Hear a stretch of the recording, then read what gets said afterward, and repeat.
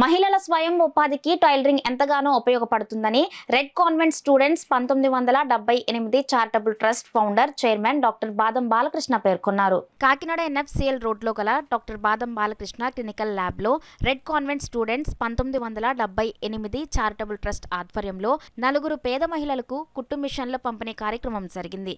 కార్యక్రమానికి trust president సేమకుర్తి Paparao అధ్యక్షత వహించగా ట్రస్ట్ సభ్యులు, ట్రస్టీలు పాల్గొని మహిళలకు కుట్టు మిషన్లను పంపిణీ చేశారు. ఈ సందర్భంగా డాక్టర్ బాదం బాలకృష్ణ మాట్లాడుతూ red convent students 1978 charitable trust ద్వారా కాకినాడ పరిసర ప్రాంతాలలో ఎన్నో సేవా కార్యక్రమాలను నిర్వహించినట్లు చెప్పారు. ఈ కార్యక్రమంలో డివి జగన్నాథరావు, ఎన్ కళ్యాణి, డాక్టర్ శేషగిరి, ఎం జనార్దన్, రామ్ చరణ్, పి సాయి సతీష్, ఎస్ కుమార్, ఎన్ ప్రసాద్ తదితరులు పాల్గొన్నారు. తలా కొంత వేసుకుని ఈ యొక్క సేవా కార్యక్రమాలు చేస్తున్నాం. ముఖ్యంగా స్వయం ఉపాధి, అలాగే వైద్య, విద్యం ఈ రంగాల్లోనే మేము ఎక్కువ కాన్సన్ట్రేట్ చేస్తున్నాం. ఈ నలుగురు మహిళలు చక్కగా ఉపాధి పొందడానికి ఈ కుట్టు మిషన్లు ఇచ్చాం.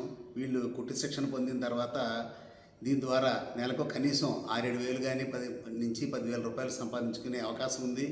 అలాగే వీళ్ళు ప్రత్యేకంగా ఈరోజు సమాజంలో మహిళలు ఉన్నత స్థానానికి రావడానికి ఆర్థిక స్వావలంబన చాలా అవసరం.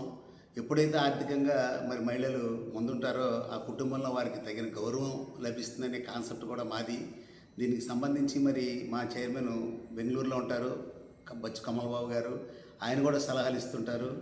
మా యొక్క పూర్వ విద్యార్థులు దేశ విదేశాల్లో ఇండియాలో అలాగే ఆంధ్రప్రదేశ్లో ఉన్న వాళ్ళందరూ కూడా దీనికి సపోర్ట్ చేస్తుంటారు. నేను కోరేది ఏంటంటే 10th క్లాసు అలాగే ఇంటర్మీడియట్, డిగ్రీ ఎక్కడ చదువుతారో ఆ స్కూళ్ళు, కాలేజీల పేరున ఒక ట్రస్ట్ ఫార్మ్ చేసి ఇలాంటి సేవా కార్యక్రమాలు 10 మందికి ఉపయోగపడేట్టు చేస్తే చాలా బాగుంటుంది. అలాగే మీరు కూడా ఎక్కువ సార్లు సంవత్సరానికి 2 సార్లు కానీ లేకపోతే 3 సార్లు కానీ ఎక్కువ సార్లు కలవడానికి కూడా వీలవుతుంది.